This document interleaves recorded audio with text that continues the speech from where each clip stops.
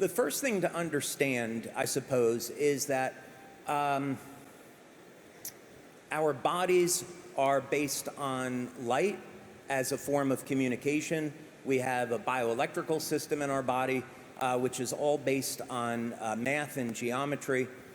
And if we can understand what this biological code is, we can do some really remarkable things with it. So the current direction of my research is looking at species that are immortal and looking at codes, the mathematical codes that we find in the Bible and mathematical codes that we find in nature, which I now think of as being God's fingerprint. And we can use this information to support the body's natural healing systems in ways that haven't been available before. So with the patches, which is one of many different technologies that we'll come out with. I know we'll probably talk a little bit about what's in store for the future, which is incredibly exciting.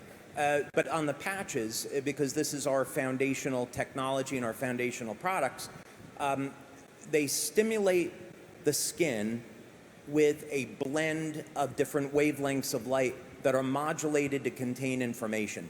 So what does this mean? If we think of laser communications, which have been around for many, many decades now, and that's how fiber optics work. We're going to take a laser, we modulate the light to contain information, and then at the receiving end, that light is unpacked and decoded, and now we can hear voice or see video. So the human body essentially works the same way, meaning that light is emitted from the cells.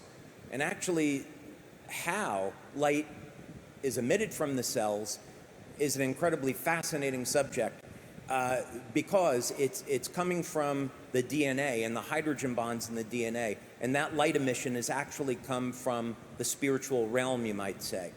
But what this all means is that in the thousands and thousands of different biochemical reactions that are occurring at any one time, there are pulses of coherent laser-like light that is emitted from the DNA, emitted from the cells, and this orchestrates and initiates the changing biochemical environment in the cell. So what this means is that now, through normal course of aging, our glutathione or our copper peptide levels would decrease.